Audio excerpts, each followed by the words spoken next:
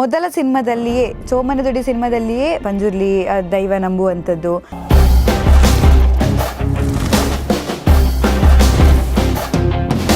ಅಲ್ಲಿ ಚೋಮ ಪಂಜುರ್ಲಿಗೆ ಹೋಗಿ ಕೈ ಮುಗಿದು ಬೇಡ್ಕೊಳ್ಳೋ ಅಂಥ ಒಂದು ಸನ್ನಿವೇಶ. ಬಟ್ ಇಲ್ಲಿ ಕಾಂತಾರದಲ್ಲಿ ಅದೇ ಒಂದು ಮೇಜರ್ ಪಾರ್ಟ್.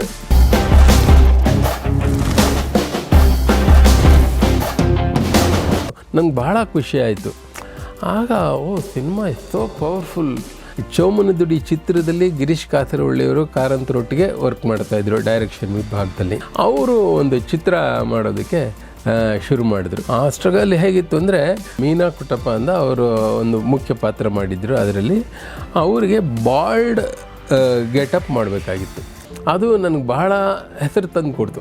ಕಮಲ್ ಹಾಸನ್ ಅವರು ನೋಡಿ ಈ ಗೆಟಪ್ ಮಾಡಿದವ್ರು ಯಾರು ಅಂತ ಕೇಳಿ ನನ್ನ ಬಗ್ಗೆ ತಿಳ್ಕೊಂಡು ಕೊನೆಗೆ ಅವರು ನನಗೆ ಅವ್ರ ಜೊತೆ ಹೋಗಿ ಮೇಕಪ್ ಮಾಡೋದಕ್ಕೆ ಈ ಒಂದು ಮೇಕಪ್ ಕಾರಣ ಆಯಿತು.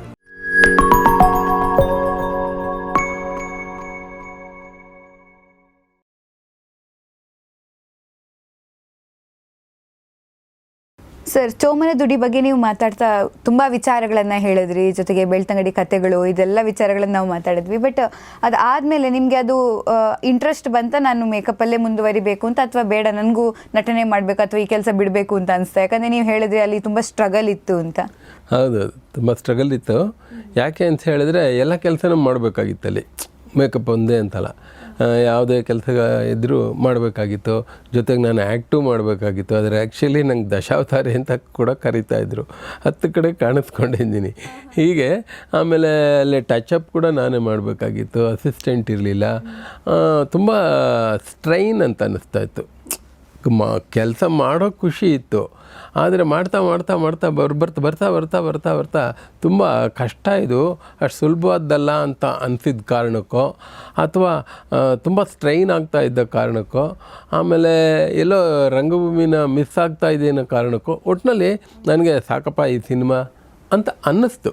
ಆ ಮೊದಲನೇ ಸಿನಿಮಾದ ಮುಗಿದ್ಮೇಲೆ ಅಂತ ಅನ್ನಿಸ್ತು. ಈವನ್ ಡಬ್ಬಿಂಗು ಹೋದೆ, ಅಲ್ಲಿ ಸ್ಪೆಷಲ್ ಎಫೆಕ್ಟ್ಸ್ಗೂ ನಾನು ಸ್ವಲ್ಪ ಹೆಲ್ಪ್ ಮಾಡ್ತಾ ಇದ್ದೆ. ಬಟ್ ಎಲ್ಲ enjoyed that making of that film. But ಆಮೇಲೆ ತುಂಬ ಸ್ಟ್ರೈನ್ ಅಂತ ಅನಿಸಿತ್ತು, ಶೂಟಿಂಗ್ ಪಾರ್ಟ್ ಆಫ್ ಇಟ್. ಬೇಡಪ್ಪ ಸಾಕು ಇದು ಅಂತ ಅನಿಸಿತ್ತು. ಇದು ಅನಿಸೋ ಹೊತ್ತಿಗೆ ಈ ಪಿಕ್ಚರ್ ರಿಲೀಸ್ ಆಗಿ ಅದಕ್ಕೆ ಗೋಲ್ಡ್ ಮೆಡಲ್ ಅವಾರ್ಡ್ ಬಂತು. Best film, Indian best film award ಬಂತು. ಆವಾಗ ತುಂಬ ಖುಷಿಯಾಗೋಯಿತು. ಈ ಚಿತ್ರಕ್ಕೆ ನಾನು ಮೇಕಪ್ ಮಾಡಿದ್ದು ಅನ್ನೋ ಹೆಮ್ಮೆ, I was proud of that. ಆಮೇಲೆ ನೋಡಿದ್ರೆ ಅದಕ್ಕೆ ನ್ಯಾಷನಲ್ ಅವಾರ್ಡ್ ಬಂದಮೇಲೆ ಇಲ್ಲಿ ನ್ಯಾಷನಲ್ ಕಾಲೇಜ್ನಲ್ಲಿ ನಮಗೆಲ್ಲರಿಗೂ, ಇಡೀ ಟೀಮ್ಗೆ ಒಂದು ಹಾನರ್ ಮಾಡಿದ್ರು. ಎಲ್ಲರಿಗೂ ಗಾರ್ಲೆಂಡ್ ಹಾಕಿ ಇಂಥ ಒಂದು ಒಳ್ಳೆಯ ಚಿತ್ರ ಮಾಡಿದ್ದಾರೆ ಅಂತ ಕಾರಂತರ ಜೊತೆ ನಮ್ಮೆಲ್ಲರನ್ನೂ ಒಟ್ಟಿಗೆ ಅಲ್ಲಿ ಒಂದು ವೇದಿಕೆ ಮೇಲೆ ಕೂಡಿಸಿ ಸನ್ಮಾನ ಮಾಡಿದಾಗ, ಏನಪ್ಪ ಇದು ಒಂದು ಪಿಕ್ಚರ್ಲಿ ಎಷ್ಟು ಒಂದು ಖ್ಯಾತಿ, ಕೀರ್ತಿ, ಒಂಥರ ಎಷ್ಟೊಂದು ಖುಷಿ ಆಗ್ತಾಯಿದೆ ಈ ಪಿಕ್ಚರ್ ಮಾಡಿದ್ದು, ನಾನು ಇದರಲ್ಲಿ ಮೇಕಪ್ ಮಾಡಿದ್ದೀನಿ ಅಂತ ಹೇಳ್ಕೊಳ್ಳೋದಕ್ಕೆ ಅಂತಂದ್ಬಿಟ್ಟು ನಂಗೆ ಭಾಳ ಖುಷಿ ಆಯಿತು.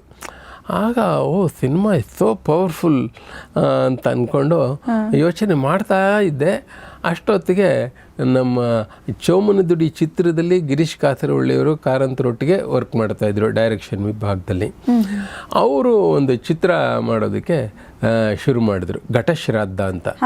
ಅದಕ್ಕೆ ಆಫರ್ ಕೊಟ್ಟರು, ಬನ್ನಿ ನಮ್ಮ ಜೊತೆ ವರ್ಕ್ ಮಾಡಿ ಅಂತ ಹೇಳ್ಬಿಟ್ಟು. ಆಗ ನನಗೆ ಭಾಳ ಖುಷಿ ಆಗೋಯಿತು. ನಾನು ಬಿಡಬೇಕು ಅಂತಿದ್ದೆ ಸಿನಿಮಾ ರಂಗನೇ, ಸಾಕು ಅಂತ ಅನಿಸಿತ್ತು. ಈಗ ನೋಡಿದ್ರೆ ಒಂದು ಒಳ್ಳೆಯ ಚಿತ್ರ ಅಂತ ಅಂದ್ಕೊಂಡು ಎಷ್ಟೊಂದು ಯಶಸ್ವಿಯಾಗಿ ಅದು ಎಲ್ಲ ಕಡೆ ಅನೇಕ ಬೇರೆ ಬೇರೆ ದೇಶಗಳಲ್ಲೆಲ್ಲ ಅದನ್ನು ಪ್ರದರ್ಶನ ಮಾಡಿದ್ದಾರೆ. ಎಷ್ಟೊಂದು ಉತ್ಸವಗಳಲ್ಲಿ, ಸಿನಿಮೋತ್ಸವಗಳಲ್ಲಿ ಭಾಗವಹಿಸಿದೆ. ಇಷ್ಟೊಂದು ಕೀರ್ತಿ ತಂದುಕೊಟ್ಟಂಥ ಚಿತ್ರಕ್ಕೆ ನಾನು ವರ್ಕ್ ಮಾಡಿದ್ದೀನಿ ಅಂತ ಹೇಳ್ಕೊಳ್ಳೋದು ಎಷ್ಟು ಸಂತೋಷ ಅಲ್ವಾ ಅನ್ನೋ ಕಾರಣಕ್ಕೆ ಆ ಚಿತ್ರನೂ ಒಪ್ಕೊಂಡೆ, ಘಟಶ್ರಾದ್ದ. ಅದರಲ್ಲೂ ಅವರಾಗಲೇ ನನಗೆ ಪರಿಚಯ ಇತ್ತು ಡೈರೆಕ್ಟ್ರು, ಅವರು ಒಂದು ಚಿತ್ರ ಮಾಡ್ತಾಯಿದ್ದಾರೆ ಅಂದಮೇಲೆ ನನಗೆ ಇನ್ನೂ ಖುಷಿಯಾಗಿ ಆಯಿತು ಅಂತಂದ್ಬಿಟ್ಟು ಅದು ಕೂಡ ಮಾಡೋಕ್ಕೆ ಒಪ್ಕೊಂಡೆ. ಅದು ಒಂಥರ ಸ್ಟ್ರಗಲ್ಲೇ. ಆ ಸ್ಟ್ರಗಲ್ ಹೇಗಿತ್ತು ಅಂದರೆ, ಮೀನಾ ಕುಟ್ಟಪ್ಪ ಅಂತ ಅವರು ಒಂದು ಮುಖ್ಯ ಪಾತ್ರ ಮಾಡಿದ್ರು. ಅದರಲ್ಲಿ ಅವರಿಗೆ ಬಾಲ್ಡ್ ಗೆಟಪ್ ಮಾಡಬೇಕಾಗಿತ್ತು. She was not ready to remove hair. Okay, ಅದು ಒಂಥರ ಮೇಕಪ್ ಮಾಡಲೇಬೇಕಾಗಿತ್ತು. ಅದು ನನಗೆ ನೀವು ಈ ಮೇಕಪ್ ಮಾಡಬೇಕಾಗುತ್ತೆ ಅಂತ ಮುಂಚೆನೇ ಹೇಳಿದರು. ನಾನು ಅದಕ್ಕೆಲ್ಲ ಸ್ವಲ್ಪ ಸಿದ್ಧತೆ ಮಾಡಿಕೊಂಡೇ ಹೋಗಿದ್ದೆ ಒಂದು ಫಸ್ಟ್ ಶೆಡ್ಯೂಲ್ನಲ್ಲಿ. ಅವರಿಗೆ ಮೇಕಪ್ ಮಾಡಿದ್ವಿ, ಅದು ಸ್ವಲ್ಪ ಕರೆಕ್ಷನ್ನು, ಹೀಗೆ ಒಂದು 2-3 ದಿವಸ ಬರೀ ಮೇಕಪ್ಪೇ ಮಾಡ್ಕೊಂಡಿದ್ದೆ ಅಲ್ಲಿ. ಅಂದರೆ ಶೂಟಿಂಗ್ ಆಗೋದು, ಇನ್ನೊಂದು ಭಾಗದಲ್ಲಿ ನಾನು ಎಕ್ಸ್ಪೆರಿಮೆಂಟ್ ಮಾಡ್ತಾನೇ ಇದ್ದೆ. ಕೊನೆ ಒಂದು 3 ದಿವಸ ಆದಮೇಲೆ 3ನೇ ದಿವಸ ಸ್ವಲ್ಪ ನಮ್ಮ ಡೈರೆಕ್ಟ್ರಿಗೆ ಸ್ವಲ್ಪ ಓಕೆ ಪರವಾಗಿಲ್ಲ ಇದು ಅಂತ ಅನ್ನಿಸ್ತು. ಆದರೂ ಅದು ಯಾಕೋ it was not up to the mark ಅನ್ನೋ ಥರನೇ ರಿಯಾಲಿಟಿಗೆ ಹೌದು ದೂರ ಆಯಿತು ಅಂತಂದ್ಬಿಟ್ಟು. ಆಮೇಲೆ ಸರಿ ಇದು ನನ್ನ ಸ್ವಂತ ಪ್ರಯತ್ನದಿಂದ ಮಾಡಿದ್ದು, ಬಟ್ ಈಗ ಇದಕ್ಕೆ ಅಂತ ಬಾಲ್ಡ್ ಮೇಕಪ್ ಅದೆಲ್ಲ ಸಿಗುತ್ತೆ, ಅದನ್ನು ನಾನು ತೊಗೊಂಡು ಬಂದು ನೆಕ್ಸ್ಟ್ ಶೆಡ್ಯೂಲ್ ಬೇರೆ ಇತ್ತು. ಅದು ಆ್ಯಕ್ಚುಲಿ 2 ಶೆಡ್ಯೂಲ್ ಅಂತ ಅಂದ್ಕೊಂಡಿದ್ದು, ಹಾಗೆ 2 ಶೆಡ್ಯೂಲ್ನೇ ಮಾಡಿದ್ದು. ಆ 2ನೇ ಶೆಡ್ಯೂಲ್ ಹೊತ್ತಿಗೆ ಒಂದು ಬಾಲ್ಡ್ ಕ್ಯಾಪು ಅದೆಲ್ಲ ತೊಗೊಂಡು ಆ ಬಾಲ್ಡ್ ಕ್ಯಾಪ್ ಫಿಕ್ಸ್ ಮಾಡಿ ಆವಾಗಲೂ ಸ್ವಲ್ಪ I was not happy by my self. So ಅದೇ ಮತ್ತೆ ನಾನೇನು ಮಾಡಿದೆ, ಬೇರೆ ಇನ್ನೊಂದು ಪ್ರಯೋಗ ಮಾಡಿ ಕೊನೆಗೆ ಅದು ಯಶಸ್ವಿ ಆಯಿತು. ಅದು ಎಲ್ರಿಗೂ ಇಷ್ಟ ಆಯಿತು. ಅದು ನನಗೆ ಬಹಳ ಹೆಸರು ತಂದು ಕೊಡ್ತು. ಆ ಗೆಟಪ್, ಮೇಕಪ್ ಗೆಟಪ್ಪು ಯಾರು ಮಾಡಿದ್ದು ಅಂತ ಕೂಡ ಅನೇಕ ಜನ ಕೇಳಿದ್ರು. ಆ್ಯಂಡ್ ಅದನ್ನು ಕಮಲ್ ಹಾಸನ್ ಅವರು ನೋಡಿ ಈ ಗೆಟಪ್ ಮಾಡಿದವ್ರು ಯಾರು ಅಂತ ಕೇಳಿ ನನ್ನ ಬಗ್ಗೆ ತಿಳ್ಕೊಂಡು ಕೊನೆಗೆ ಅವರು ನನಗೆ ಅವ್ರ ಜೊತೆ ಹೋಗಿ ಮೇಕಪ್ ಮಾಡೋದಕ್ಕೆ ಈ ಒಂದು ಮೇಕಪ್ ಕಾರಣ ಆಯಿತು. ಓ, ಎಂತ ಒಂದು ಲಿಂಕ್ ಅಲ್ವಾ ಸರ್? ಯಾಕಂದ್ರೆ ಮತ್ತೆ ಇನ್ನೊಂದು ಆ ಕಾಲದಲ್ಲಿ ಇದೆಲ್ಲ ಸಿಗೋದು ಅಂದ್ರೆ ಅದನ್ನ ಮಾಡೋದು ಮೇಕಪ್ಗೆ, ಅದು ನೀವು ಹೇಳಿದ್ರಲ್ಲ ಕ್ಯಾಪ್ ತರದ್ ಏನಾದ್ರು ಬೇಕಾಗುತ್ತೆ. ಈಗ ಎಲ್ಲ ರೆಡಿಮೇಡ್ ಸಿಗುತ್ತೆ, ಅದನ್ನ ಕೂರ್ಸೋದಿಕ್ಕೂ ಎಷ್ಟೋ ಜನ ಬೇಕಾಗುತ್ತೆ. ಬಟ್ ನೀವು ಒಬ್ರೇ ಅಲ್ಲಿ ನಿಂತ್ಕೊಂಡು ಅದನ್ನ ಮಾಡ್ತಿದ್ದೀರಾ ಅಂದ್ರೆ ಅದನ್ನ ಹುಡುಕ್ಬೇಕು, ಅದು ಎಲ್ಲಿ ಸಿಗುತ್ತೆ ಅನ್ನೋದು ಗೊತ್ತಿರಲ್ಲ. ಅವಾಗಂತೂ ಮೇಕಪ್ ಮೆಟೀರಿಯಲ್ಸ್ ಬೆಂಗಳೂರಲ್ಲಿ ಬಿಟ್ಟೆ ಬಿಡಿ, ಸಿಗ್ತಾನೆ ಇರಲಿಲ್ಲ. ಆಮೇಲೆ ನನಗೆ ಗೊತ್ತಾಯಿತು ಫಿಲ್ಮ್ ಚೇಂಬರಲ್ಲಿ ಮೇಕಪ್ ಮೆಟೀರಿಯಲ್ಸ್ ಕೊಡ್ತಾರೆ ಅಂತಂದ್ಬಿಟ್ಟು. ಆಗ ಅದನ್ನು ಹೋಗಿ ಕೇಳಿದೆ. ಇಲ್ಲಿ ನಮ್ಮ ಕರ್ನಾಟಕ ಫಿಲ್ಮ್ ಚೇಂಬರ್ ಅವರು ಡಿಸ್ಟ್ರಿಬ್ಯೂಟ್ರು ಎಲ್ಲ ನಮ್ಮ ನಾಗಣ್ಣ ಅವರ ತಂದೆಯವರು, ಡೈರೆಕ್ಟರ್ ನಾಗಣ್ಣ ಅವ್ರ ತಂದೆಯವರು ಚೇಂಬರಲ್ಲಿದ್ದರು. ನೋಡಿ ನಮ್ಮ ಹತ್ರ ಇದು ಕೊಟ್ಟಿದ್ದಾರೆ, ನಮಗೆ ಕೊಡಿ ಫಿಲ್ಮ್ ಇಂಡಸ್ಟ್ರಿಯವ್ರಿಗೆ ಅಂತಂದ್ಬಿಟ್ಟು. ನಮ್ಮ ಹತ್ರ ಇರೋದು spirit bottle, PAN cake, PAN stick ಅಂತ ಒಂದು 2-3 ಐಟಮ್ ಇತ್ತು ಅಷ್ಟೇ. ನಿಮ್ಗೆ ಇನ್ನೂ ಹೆಚ್ಚು ಬೇಕು ಅಂದರೆ ನೀವು ಮದ್ರಾಸ್ಗೆ ಹೋಗಿ ತೊಗೊಳ್ಬೇಕು ಅಂತ ಹೇಳಿದರು. ನಾನು ಇಲ್ಲಿ ಅವ್ರೇನು ಕೊಡ್ತಾರೋ ಅದನ್ನು ತೊಗೊಂಡು ಆಮೇಲೆ ಮದ್ರಾಸ್ಗೂ ಕೂಡ ಹೋಗಿ ಅಲ್ಲೂ ಫಿಲ್ಮ್ ಚೇಂಬರ್ಗೆ ಹೋದೆ. ಅಲ್ಲೂ ಕೂಡ ಅವ್ರು ಇನ್ನು ಸ್ವಲ್ಪ ಒಂದಷ್ಟು ಐಟಮ್ಗಳು ಜಾಸ್ತಿ ಇತ್ತು ಅಲ್ಲಿ. ಅದನ್ನು ತೊಗೊಂಡು ನಂದು ಮೇಕಪ್ ಕಿಟ್ಟಲ್ಲಿ ಅವುಗಳ್ನು ಸೇರಿಸ್ಕೊಂಡು ಒಂದು ಬೆಟರ್ಮೆಂಟ್ ಇತ್ತು. ಆ ಒಂದು ಮೇಕಪ್ ಕಿಟ್ಟಲ್ಲಿ ಒಂದಷ್ಟು ಹೊಸ ಪ್ರಾಡಕ್ಟ್ಸು ಸೇರ್ತಾ ಈ ಇಂಪೋರ್ಟೆಡ್ ಮೇಕಪ್ ಮೆಟೀರಿಯಲ್ಸು ಈ ಚೇಂಬರಿಂದ ಏನು ಕೊಟ್ಟರು ಅಲ್ಲೇನು ಕೊಂಡ್ಕೊಂಡು ಬಂದೆ, ಅದನ್ನೆಲ್ಲ ಉಪಯೋಗಿಸ್ಕೊಂಡು ಒಂದು ಒಳ್ಳೆ ಎಫೆಕ್ಟ್ ಮಾಡ್ತಾ ಘಟಶ್ರಾದ್ದದಲ್ಲಿ ಇನ್ನು ಸ್ವಲ್ಪ ಪಕ್ವವಾಯಿತು ನನ್ನ ಮೇಕಪ್ ಕಲೆ ಅಂತ ಹೇಳ್ಬೋದು. ಹಾಗಾಗಿ ಅಷ್ಟೇ ಅಲ್ಲದೆ ಅದರಲ್ಲೂ ಕೂಡ ಒಂದು ಪಾತ್ರ ಕೂಡ ಕೊಟ್ಟರು ಗಿರೀಶ್ ಕಾಸರವಳ್ಳಿ ಅವರು. ಅಂದ್ರೆ ನಿಮ್ಗೆ 2 ಡಬಲ್ ಆಫರ್ ಎಲ್ಲ. ಯಾಕಂದ್ರೆ ನನ್ನ ನಾಟಕದಲ್ಲಿ ಮಾಡ್ತಾ ಇದ್ದದ್ದು ಗೊತ್ತಿತ್ತಲ್ಲ, ಆದ್ದರಿಂದ ಅಲ್ಲೂ ಒಂದು ಒಳ್ಳೆ ಪಾತ್ರನೇ ಕೊಟ್ಟರು. ಅಲ್ಲೂ ನನಗೆ ಒಂದು ಹೆಸರು ಬಂತು, ನಾಟಕ ಪಾತ್ರ ಮಾಡಿದ್ರಿಂದ ಹಾಗೂ ಮೇಕಪ್ ಮಾಡಿದ್ರಿಂದ, ಅದರಲ್ಲೂ ಆ ಬಾಲ್ಡ್ ಮೇಕಪ್ ಮಾಡಿದ್ರಿಂದ ವಿಶೇಷವಾಗಿ. ಆಮೇಲೆ ಆ ಚಿತ್ರಕ್ಕೂ ಕೂಡ best Indian film lotus film golden lotus award ಬಂತು, ಅದಕ್ಕೆ ಕಮಲ ಪ್ರಶಸ್ತಿ. ಅದು ರಾಷ್ಟ್ರ ಪ್ರಶಸ್ತಿ. ಅದು ಮೊದಲನೇ ಪಿಕ್ಚರ್ಗೂ ಬಂತು, 2ನೇ ಪಿಕ್ಚರ್ಗೂ ಬಂತು ಅಂದಾಗ ನನಗೆ ಇದ್ದಿದ್ದು ತುಂಬ ಸಂತೋಷ ಆಯಿತು. ಅದಾದಮೇಲೆ ನಾನು ಚಿತ್ರರಂಗ ಬೇಡ ಅಂತ ಅನ್ನಿಸ್ಲಿಲ್ಲ ನನಗೆ. ತುಂಬ ಎಲ್ಲೋದ್ರೂ ಚೋಮನ್ ದುಡಿಗೆ ಮೇಕಪ್ ಮಾಡಿದವರು, ಘಟಶ್ರಾದ್ದ ಚಿತ್ರಕ್ಕೆ ಮೇಕಪ್ ಮಾಡಿದವರು ಅಂತ ಎಲ್ಲಿ ಅನೇಕ ಇದು ಕರ್ಟನ್ ಕಾಲ್ ಟೈಮ್ನಲ್ಲಿ ನಾಟಕಗಳಲ್ಲಿ ಮಾಡಿದಾಗಲೂ ಕೂಡ ಈ ನಾಟಕಕ್ಕೆ ಮೇಕಪ್ ಮಾಡಿದಂಥವರು ಚೋಮನ್ ದುಡಿಗೆ ವರ್ಕ್ ಮಾಡಿರೋ ಅಂಥ ರಾಮಕೃಷ್ಣ ಅವರು ಅಂತ ಅನೌನ್ಸ್ ಮಾಡಿ ನಮಗೆ ಹಾನರ್ ಮಾಡ್ತಾಯಿದ್ರು. ಇದೆಲ್ಲ ಒಂಥರ ಇಷ್ಟೊಂದು ನಮಗೆ ಒಂದು ಹಾನರ್ ಮಾಡ್ತಾ ಇರೋದು, ನಮ್ಮನ್ನು ಗೌರವಿಸ್ತಾ ಇರೋದು, ಅದನ್ನೆಲ್ಲ ನೋಡ್ತಾ ಇದ್ದಾಗ ಇಲ್ಲ ಸಿನಿಮಾ ರಂಗದಲ್ಲೂ ಮಾಡಬೇಕು, ಆದರೆ ರಂಗಭೂಮಿ ಬಿಡಬಾರ್ದು ಅಂತ ಮನಸ್ಸಿನಲ್ಲೇ ನಾನು ನಿರ್ಧಾರ ಮಾಡಿಕೊಂಡೆ. ನಿಜ. ಅಂದರೆ ನಂಗೆ ಏನು ಅನ್ಸುತ್ತೆ ಅಂದರೆ ಎಲ್ರಿಗೂ ಈ ಅವಕಾಶ ಸಿಗಲ್ಲ ಅಂತ. ತಮ್ಮ ಮೊದಲನೇ ಸಿನಿಮಾದಲ್ಲಿ ನೀವು ತುಂಬ ಕಷ್ಟಪಟ್ಟಿದ್ದೀರಿ, ಬಟ್ ಆ ಸಕ್ಸಸ್ ಒಂದೇ ಸಲ ಸಿಗೋದು ತುಂಬ ಕಷ್ಟ ಅಲ್ವಾ? ಹೌದೌದು, ತುಂಬ ಕಷ್ಟ. ಬಟ್ ಆವಾಗ ಆ್ಯಕ್ಚುಲಿ ಇಲ್ಲಿ ಹೊಸ ಅಲೆ ಚಿತ್ರಗಳಿಗೆ ಮೇಕಪ್ ಮಾಡೋ ಅಂತ ಮೇಕಪ್ ಕಲಾವಿದರು ಬೆಂಗಳೂರಿನಲ್ಲಿ ತುಂಬ ಕಡಿಮೆ. ಒಬ್ಬರು ಮುತ್ತು ಅಂತ ಒಬ್ರು ಇದ್ದರು. ಅವ್ರ ಪಾಪ ಒಂದು ಸಂದರ್ಭದಲ್ಲಿ ಅವ್ರು ತೀರ್ಕೊಂಬಿಟ್ರು. ಕಾಕನಕೋಟೆ ಅನ್ನೋ ಚಿತ್ರಕ್ಕೆ ಅವರು ಮೇಕಪ್ ಮಾಡ್ತಾಯಿದ್ರು. ಆ ಸಂದರ್ಭದಲ್ಲಿ ಅವರು ತೆಪ್ಪದಲ್ಲಿ ಹೋಗೋ ಅಂಥ ಸಂದರ್ಭದಲ್ಲಿ ಅಲ್ಲಿ ಮುಳುಗಿ ಅವ್ರು ತೀರ್ಕೊಂಬಿಟ್ರು. ಅವರು ನನಗೆ ಗೊತ್ತಿರೋ ಹಾಗೆ ಇನ್ನೊಂದು 2-3 ಇದ್ದರು, ನನಗೆ ಹೆಸರುಗಳು ಈಗ ಸಡನ್ನಾಗಿ ಜ್ಞಾಪಕಕ್ಕೆ ಬರ್ತಾಯಿಲ್ಲ. ಬಟ್ ಈ ಮುತ್ತು ಅನ್ನೋರ ಜೊತೆ ನಾನು ಕೆಲಸ ಮಾಡ್ತಾಯಿದ್ದ ಕಾರಣಕ್ಕೆ ಆ ಮುತ್ತು ಅನ್ನೋರು ಗೊತ್ತಿತ್ತು ನನಗೆ. ಅವರು ಪಾಪ ತೀರ್ಕೊಂಬಿಟ್ರು. ಅದಾದಮೇಲೆ ಹೊಸ ಅಲೆ ಚಿತ್ರಗಳಿಗಂತೂ ಯಾರೂ ಇರಲೇ ಇಲ್ಲ. ಅಲ್ಲಿಂದನೇ ಕರೆಸ್ಬೇಕಾಗಿತ್ತು, ಮದ್ರಾಸಿಂದನೇ ಕರೆಸ್ಬೇಕಾಗಿತ್ತು. ಕೆಲವು ಹೊಸ ಅಲೆ ಚಿತ್ರಗಳಿಗೆ ಮದ್ರಾಸಿಂದನೂ ಕರೆಸಿದ್ರು. ಉದಾಹರಣೆಗೆ ನನಗೆ ಗೊತ್ತಿರೋ ಹಾಗೆ ಒಂದಾನೊಂದು ಕಾಲದಲ್ಲಿ ಇದಕ್ಕೆ ಕರೆಸಿದ್ರು, ಸಂಸ್ಕಾರಗೂ ಕರೆಸಿದ್ರು ಅಂತ ಕಾಣುತ್ತೆ. ಅದಾದಮೇಲೆ ನನಗೆ ಅವಕಾಶ ಕೊಡೋಕ್ಕೆ ಶುರು ಮಾಡಿದ್ರು. ಈ ಚೋಮುಂದುಡಿಯಲ್ಲಿ ವರ್ಕ್ ಮಾಡಿ ಅದರಲ್ಲಿ ಹೆಸರು ಬಂತಲ್ಲ, ಆ ಕಾರಣಕ್ಕೆ ನನಗೆ ಅನೇಕ ಹೊಸ ಅಲೆ ಚಿತ್ರಗಳಿಗೆ ನಾನು ಮೇಕಪ್ ಮಾಡೋಕ್ಕೆ ಶುರು ಮಾಡಿದೆ. ಈ ಹೊಸ ಅಲೆ ಚಿತ್ರದ ನಿರ್ದೇಶಕರುಗಳಿಗೆ ನಾನು ನಾಟಕ ಮಾಡ್ತಾ ಇರೋದು ಗೊತ್ತಿದ್ದರಿಂದ ಅವರು ಸಹಕರಿಸ್ತಾಯಿದ್ರು. ಉದಾಹರಣೆಗೆ ಒಂದು ಚಿತ್ರದಲ್ಲಿ ನನಗೆ ಒಂದು ನಾಟಕ ಮೇಕಪ್ ಒಪ್ಕೊಂಡಿದ್ದೆ. ಅದು ರಂಗ ಸಂಪದದ್ದೇ. ಅದು ಯಾವುದೋ ಒಂದು ಸ್ಪರ್ಧೆಗೋ ಒಂದು ಉತ್ಸವದಲ್ಲೋ ಭಾಗಿಯಾಗಿತ್ತು. ಅದು ಮಾರ್ನಿಂಗ್ ಶೋ ಇದೆ, ನಂಗೆ ಗೊತ್ತಿಲ್ಲ. ನಾಟಕ ಈವ್ನಿಂಗ್ ಶೋ ಇರುತ್ತೆ. ನಾನು ಅಲ್ಲಿಂದ ಬಂದುಬಿಡ್ಬೋದು, ಮಂಡ್ಯದಿಂದ ಬಂದು ಅದರಲ್ಲಿ ಪ್ರಸಂಗದ ಗೆಂಡೆ ತಿಮ್ಮ ಅಂತ ಅದಕ್ಕೆ ಬಂದು ಮೇಕಪ್ ಮಾಡ್ಬೋದು ಅಂತ ಅಂದ್ಕೊಂಡಿದ್ದೆ. ಅದೇನೋ ಚೀಟಿ ಎತ್ತಾರೆ, ಅದು ಬೆಳಿಗ್ಗೆನ ಶೋ ಬಿದ್ದುಬಿಟ್ಟಿದೆ. ಸೊ ಆವಾಗ ಏನಾಯಿತು ಅಂತ ಹೇಳಿದ್ರೆ, ನಾನು ಬೆಳಿಗ್ಗೆ ಅಲ್ಲಿ ಎಲ್ಲರಿಗೂ ಮೇಕಪ್ ಮಾಡಿ ಅಲ್ಲಿಂದ ಹೊರಟು ರವೀಂದ್ರ ಕಲಾಕ್ಷೇತ್ರದಲ್ಲೋ ಟೌನ್ ಹಾಲಲ್ಲೋ ಇತ್ತು ಆ ನಾಟಕ ಮೊದಲನೇ ದಿವಸ. ಅಲ್ಲಿಗೆ ಬಂದು ಮೇಕಪ್ ಮಾಡಬೇಕಾಗಿತ್ತು. ಅಲ್ಲಿಂದ ಮೇಕಪ್ ಮುಗಿಸಿ ನಾನು 9 ಗಂಟೆ ಒಳಗಾರು ಬರಬೇಕು. ಯಾಕೆ 10:30 ಶೋಗೆ 9 ಗಂಟೆಗಾರು ಬಂದು ಮೇಕಪ್ ಶುರು ಮಾಡಬೇಕು. ಬಟ್ ಅದು ಹೇಳಿದ್ದೆ ನಮ್ಮ ಡೈರೆಕ್ಟರ್ಗಳಿಗೆ. ಪಾಪ ತುಂಬ ಕೋಆಪ್ರೇಟ್ ಮಾಡ್ತಾಯಿದ್ರು. ಶಿವರಾಮ್ ಅಂತ ಅಂದ್ಬಿಟ್ಟು ನಮ್ಮ ITNಲ್ಲಿದ್ದವರು, ಅವರು ಪ್ರಸಂಗದ ಡೈರೆಕ್ಟ್ರು. ಆಮೇಲೆ ಲೋಕೇಶ್ ಅವರು ಹೀರೋ. ಅದಕ್ಕೆ ಆ ಚಿತ್ರದಲ್ಲಿ ಅದರಲ್ಲೂ ಆ್ಯಕ್ಟ್ ಮಾಡಿದ್ದೀನಿ, ಮೇಕಪ್ ಮಾಡಿದ್ದೀನಿ.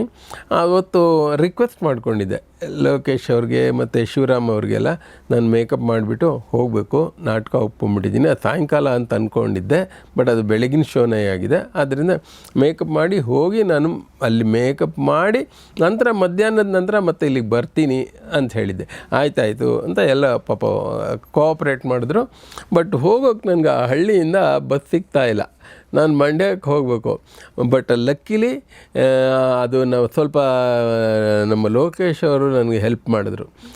ಅವರು ನಾಟಕ ಒಪ್ಕೊಂಡಿದ್ದಾರೆ, ಅವ್ರನ್ನ ಬೇಗನೆ ಕಳಿಸ್ಬೇಕು ಅಂತಂದ್ಬಿಟ್ಟು ಅವ್ರು ನನ್ನ ಕಳಿಸ್ಕೊಟ್ರು. ಆವತ್ತು ಅವರು ಕಳಿಸ್ದೇ ಇದ್ದಿದ್ರೆ ನನಗೆ ಭಾಳ ಕೆಟ್ಟ ಹೆಸರು ಬಂದುಬಿಟ್ಟಿರೋದು.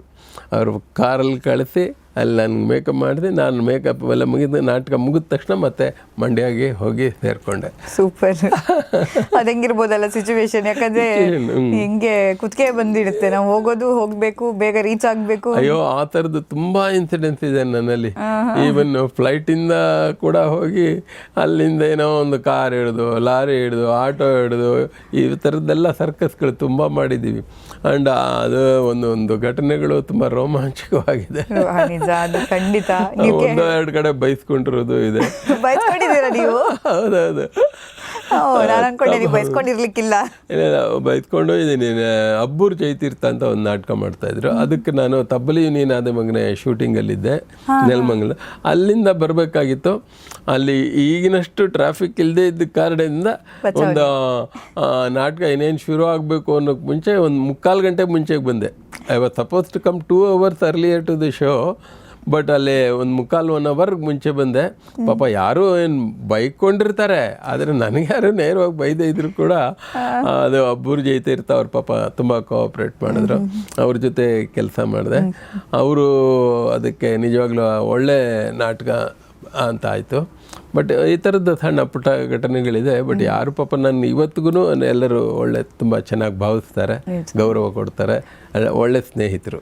ಹೌದು. ಬಟ್ ನಂಗೆ ಈಗ ಮೇಕಪ್ ಅಂತ ಬಂದಾಗ, ಈಗ ಕಾಂತಾರ ಸಿನಿಮಾದಿಂದ ತುಂಬ ಜನರಿಗೆ ದೈವದ ಬಗ್ಗೆ, ಪಂಜುರ್ಲಿ ಬಗ್ಗೆ ಈ ವಿಚಾರಗಳೆಲ್ಲ ಗೊತ್ತಿರೋದು. ಓಕೆ, ಮಂಗಳೂರಲ್ಲಿ ಇಂಥ ದೈವ ಇದೆ, ಮಂಗಳೂರಿನ ಜನ ಈ ದೈವವನ್ನು ನಂಬ್ತಾರೆ ಅನ್ನೋದು.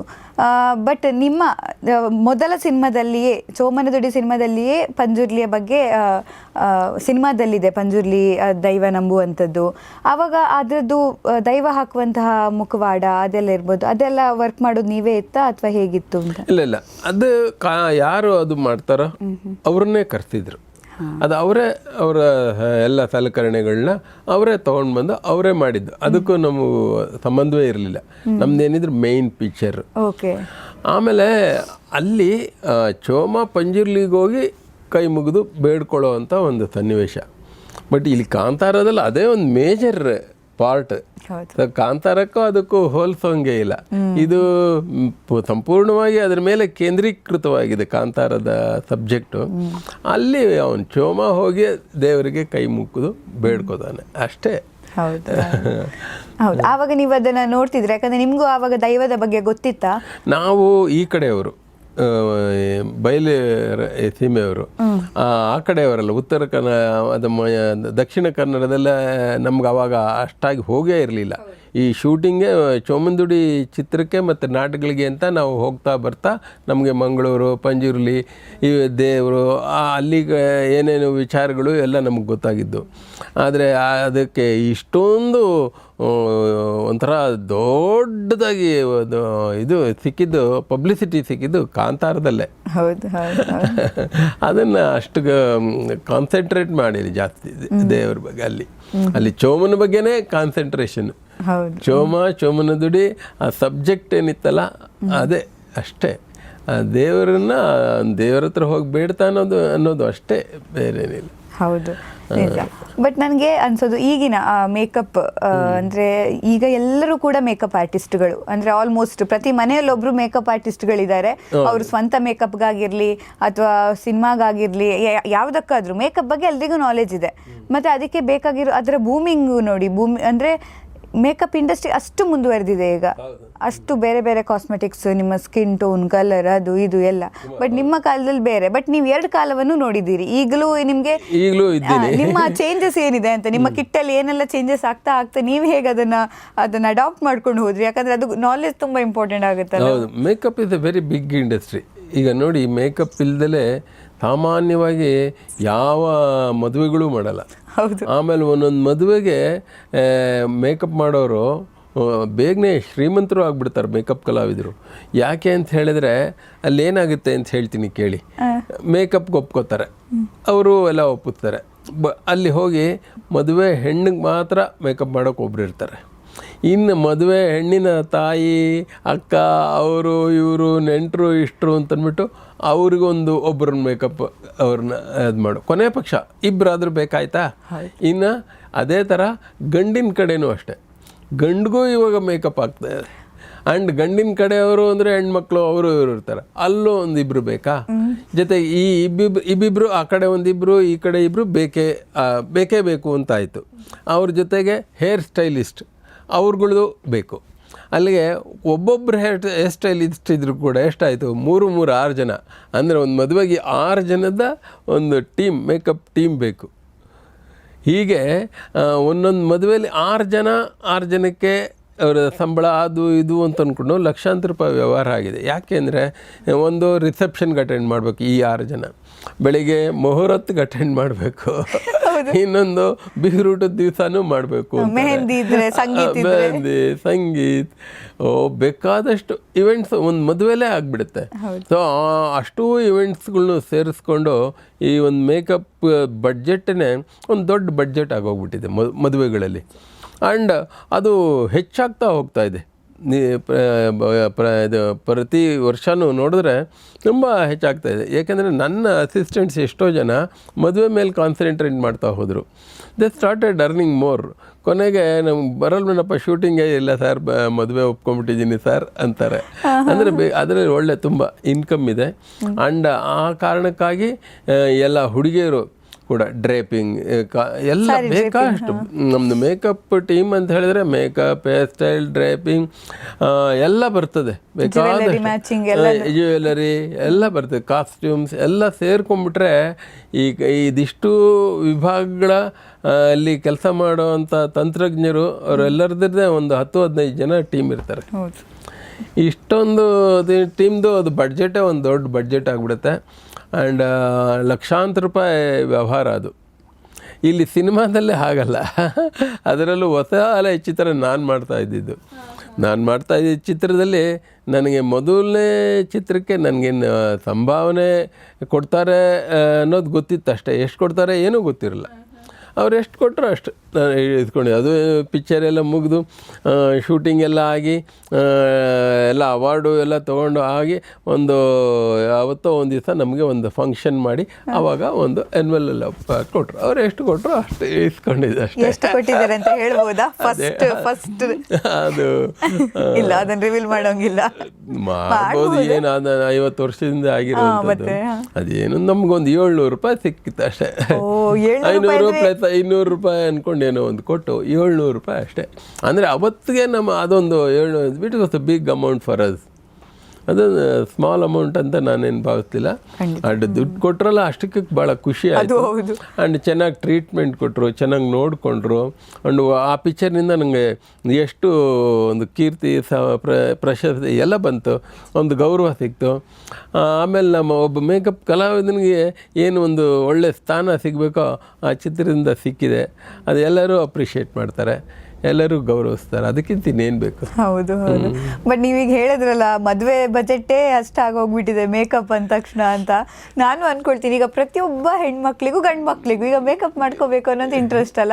ಆ ಇಂಡಸ್ಟ್ರಿಗೆ ಎಷ್ಟು ಬೂಮಿಂಗ್ ಆಗಿದೆ ಅಂದರೆ ಜನರಿಗೆ ಅಷ್ಟು ಮಾಡ್ಕೋಬೇಕು ಅನ್ನೋದು, ದುಡಿಯೋದಕ್ಕೂ ಬೆಸ್ಟ್.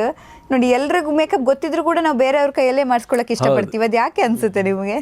ಅದೇನಾಗುತ್ತೆ ಅಂತ ಹೇಳಿದ್ರೆ, ಅದು ಮೇಕಪ್ ಮಾಡ್ಕೊಳ್ಳೋದು ಇದೆಯಲ್ಲ, ಅದಕ್ಕಿಂತ ಮೇಕಪ್ ಮಾಡಿಸ್ಕೊಳ್ಳೋದು ಅದು ಸುಖ ಕೊಡುತ್ತೆ. ಹೌದು, ಅದು ಕಂಫರ್ಟಬಲ್ ಅಂತ ಅನಿಸುತ್ತೆ. ಈಗ ಎಷ್ಟೇ ಪಾಪ ಹೆಣ್ಮಕ್ಳು ಎಷ್ಟೋ ಜನ ಅವ್ರಿಗೆ ಮೇಕಪ್ ಮಾಡ್ಕೋತಾರೆ. ಈಗ ಸೀರಿಯಲ್ಗಳಲ್ಲಿ ಸಿನಿಮಾಗಳಲ್ಲಿ ಮಾಡ್ಕೋತಾರೆ. ಎಷ್ಟೇ ಮಾಡಿಕೊಂಡ್ರೂ ಕೂಡ ಹೇರ್ ಸ್ಟೈಲಿಸ್ಟ್ ಬೇಕಾಗ್ತಾರೆ. ಅವರೇ ಕೆಲವು ಮಾಡ್ಕೊಳಕ್ಕಾಗಲ್ಲ. ಆಮೇಲೆ ಕೆಲವು ಸಲ ಕಣ್ಣು ಸರಿಯಾಗಿ ಬರ್ಕೊಳಕ್ಕಾಗಲ್ಲ. ಈ ಥರ ಸಮಸ್ಯೆಗಳು ಬರ್ತವೆ. ಅಂಥ ಸಂದರ್ಭದಲ್ಲಿ ಇವರೇನು ಮಾಡ್ತಾರೆ, ಮೇಕಪ್ ಆರ್ಟಿಸ್ಟ್ಗಳಿದ್ದರೆ ಅದರಲ್ಲೂ ಅವ್ರಿಗೆ ಲೈಕ್ ಆಗುವಂಥ ಮೇಕಪ್ ಆರ್ಟಿಸ್ಟ್ ಆದರೆ ಇದರಿಂದ ಅವ್ರ ಕೈಲೇ ಮೇಕಪ್ ಮಾಡಿಸ್ಕೋಬೇಕು ಅಂತ ಅನಿಸುತ್ತೆ. ಅವ್ರಿಗೆ ಕೆಲವ್ರಿಗೆ ಎಷ್ಟೋ ಸಲ ಮೇಕಪ್ ಮಾಡ್ಕೋತಾ ಇರ್ತಾರೆ, ಆದರೂ ಮೇಕಪ್ ಆರ್ಟಿಸ್ಟ್ ಒಳ್ಳೆ ಮೇಕಪ್ ಆರ್ಟಿಸ್ಟ್ ಇದ್ದಾರೆ ಅಂದರೆ ಅವ್ರ ಹತ್ರ ಮೇಕಪ್ ಮಾಡಿಸ್ಕೋಬೇಕು ಅಂತ ಅನಿಸುತ್ತೆ. ಅದೊಂಥರ ನಿಜ, ಕಂಫರ್ಟೇಬಲ್ ಆಗಿ ಕೂತ್ಕೊಂಡು ಟೆನ್ಷನ್ ಇಲ್ಲದೆ ನಾನು ಮೇಕಪ್ ಮಾಡಿಸ್ಕೋಬಹುದು ಅಂತ. ಇಲ್ಲಾಂದ್ರೆ ಏನಾಗುತ್ತೆ, ನಾವೇ ಹಾಕಬೇಕು, ಐಲೈನರ್ ಹಾಕ್ಬೇಕು, ಆಮೇಲೆ ನೆಕ್ಸ್ಟ್ ಫೌಂಡೇಶನ್, ಇದೆಲ್ಲ ಹಾಕ್ಬೇಕು ಅಂದ್ರೆ ಇರಿಟೇಟ್ ಅಂದ್ರೆ ಸ್ವಲ್ಪ ಅನ್ಸುತ್ತೆ, ಟೆನ್ಷನ್ ಇರುತ್ತಲ್ಲ ಮೈಂಡಲ್ಲಿ ಅಂತ.